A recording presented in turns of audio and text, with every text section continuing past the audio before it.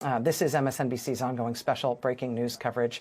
I'm Rachel Maddow. If you're just tuning in, we are following the breaking news that U.S. bombers carried out strikes today at 3 Iranian nuclear sites. One at Natanz, a site that had previously been hit by Israel. Israel and Iran have been trading strikes since Israel's surprise attack last Friday. Israel has already attacked the site at Natanz. Now the United States has done so as well.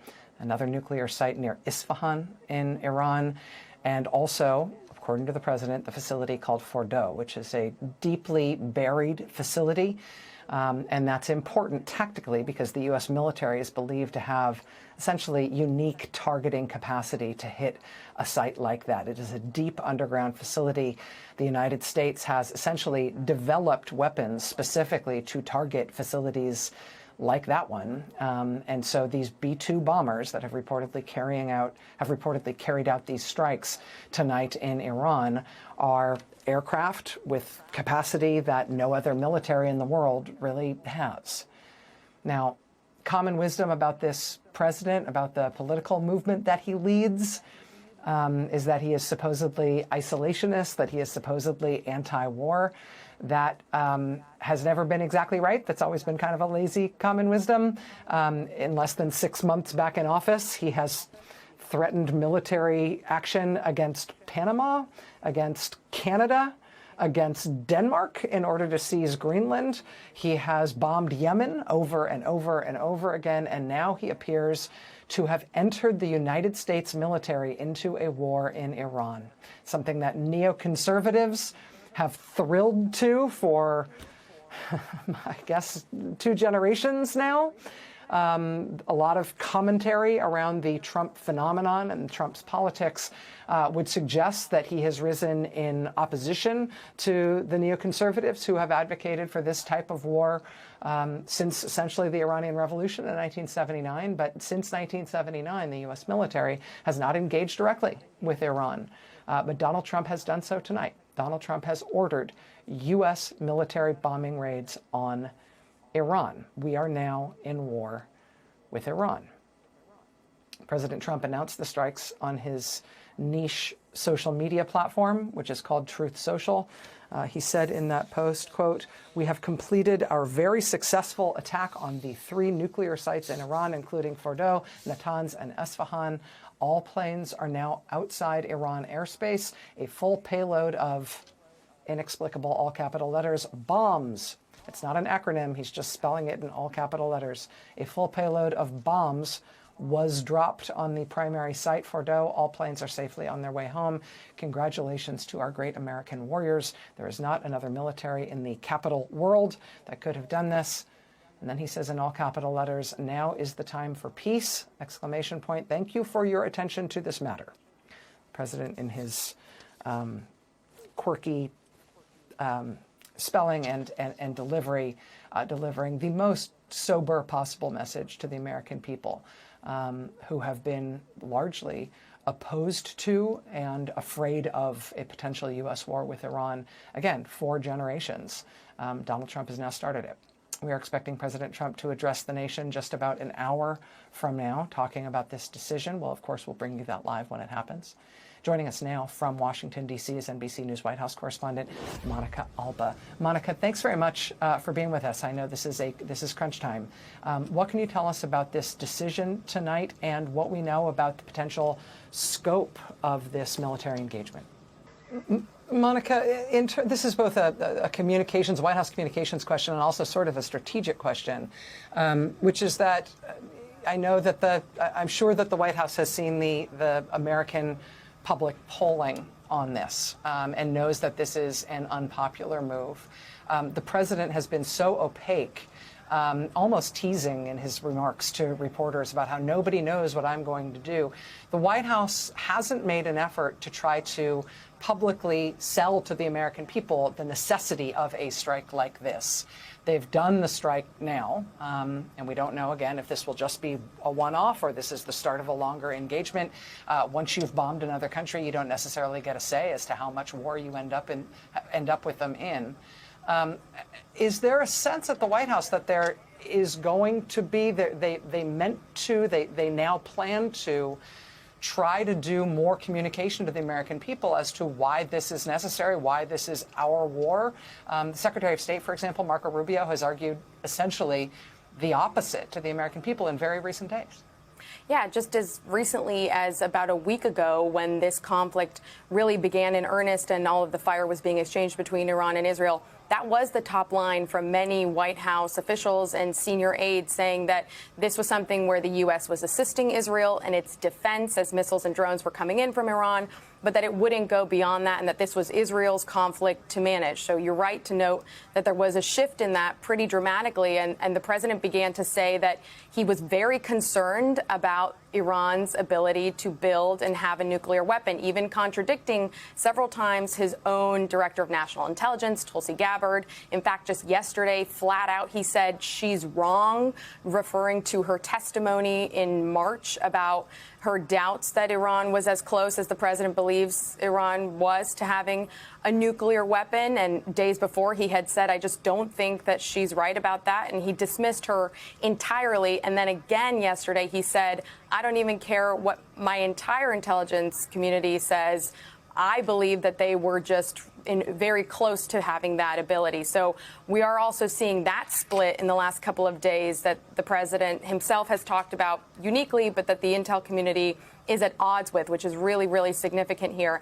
I think that Vice President J.D. Vance and a couple of other people who have been key to the president in this decision-making did start to lay the groundwork a couple of days ago for this rationale of potentially dropping bombs in Iran, saying that this is a president who will respond with great force if he feels there's any risk to American assets or personnel. And we know that that was a little bit of a factor in this, that the president completely was arguing in a lot of his meetings with national security advisors that he was worried that there could be exposure to or retaliation to U.S. military personnel or U.S. interests abroad and also at home. And that was something that drove a little bit of this decision as well. But I think that you're going to now see also this major split in MAGA world play out in real time, with a lot of people in his base who were arguing quite publicly against this kind of military intervention from the U.S., and then some who were trying to back him up and say that this is a president who should be trusted for making these decisions, and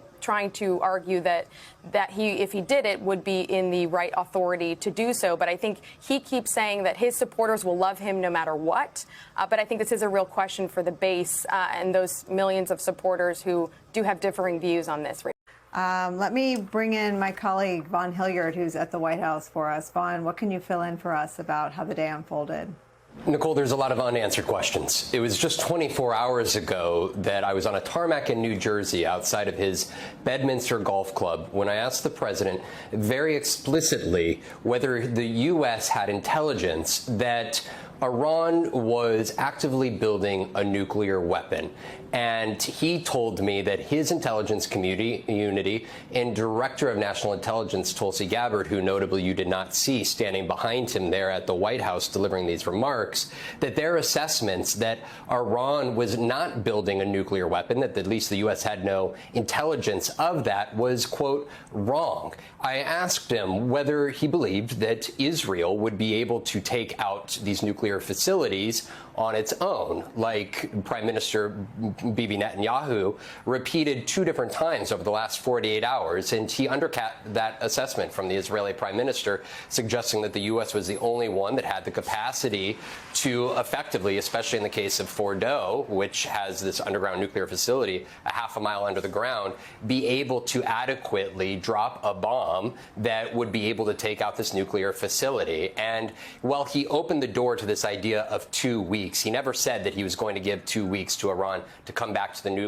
the negotiating table over a potential nuclear agreement, notably one that he and his first administration pulled out back in 2018. But here today, in striking fashion, deciding to use the U.S. military in an offensive fashion within Iran, despite just 24 hours ago, again, the Iranian foreign minister, in an interview with our colleague Andrea Mitchell, making it clear that Iran was still interested in negotiating a potential deal where they would be able to enrich a certain level of uranium. Clearly, the president, after 2 months of negotiations, dismissing those overtures and deciding to move forward with these airstrikes, Nicole. Vaughn, let me ask you if you have any reporting that explains what he is referring to when the president says if peace doesn't come quickly, then, I mean, he seems to be threatening further American involvement in attacks on Iran, or is that something the White House might describe as, I don't know, part of his deal making? What do we know what the further threat is to Iran? The president has said that boots on the ground would be a last resort, that is not his plan.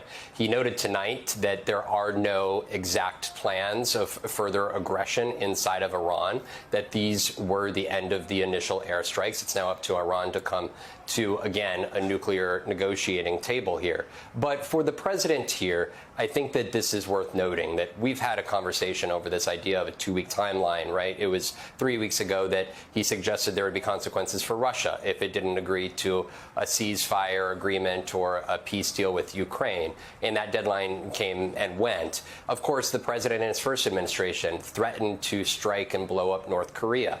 He has threatened repeatedly to strike and blow up Iran. And this here, I think, is notable because these are the most significant offensive strikes we have seen the president move forward with since he killed Iranian military general Soleimani. That this is causing devastation, confusion, and I want to make it clear that MAGA is giving up on Trump. He views members of Congress as his staff. I know it's insane. That's not how it works, the separate but equal branches. But no, he views Congress as his underlings. They are not to pass legislation that he signs, not to hold him and his administration to account, not to take his policies and make them real through legislation or all of that. No, they're there to be his underlings, his staffers, especially the MAGAs and other Republicans. Now, what you're seeing is even people like Marjorie Taylor Greene are against Trump on this right now. Now, this isn't me praising them, but it's to show that even portions of MAGA are giving up on Trump. She says, every time America is on the verge of greatness, we get involved in another foreign war. There would not be bombs falling on the people of Israel if Netanyahu had not drawn bombs on the people of Iran first. Israel is a nuclear-armed nation. This is not our fight. Peace is the answer. Now, look, she's not wrong. She is, guys, I've criticized Marjorie Taylor Greene. Besides Trump, she's in like the top 5 people I've spent a lot of time on in these years trashing, and rightfully so. She's a dangerous woman with a lot of dangerous views, and yet she is right here. And she's not only saying in a very vague sense, oh, we should give peace a chance, like I'm going to be honest, like some cowardly Democrats who probably support this, some of the right-wing Democrats, but don't want to say it. They're going to be like, oh, we need to give peace a chance. But they won't criticize Trump, right? She's going out there and saying the right things, that Israel was the aggressor here, and that the United States helped them be the aggressor, and also that we, in this instance, were also the aggressor because we bombed them. One, they haven't shown us any credible information that they even had nuclear weapons. They've been weeks away since I was like 7 years old, like 30 years ago. Jon Stewart covered that, right? And even if they did, who are 2 nuclear nations to tell the world what to do? MAGA is starting to learn that. That's bad news for Trump.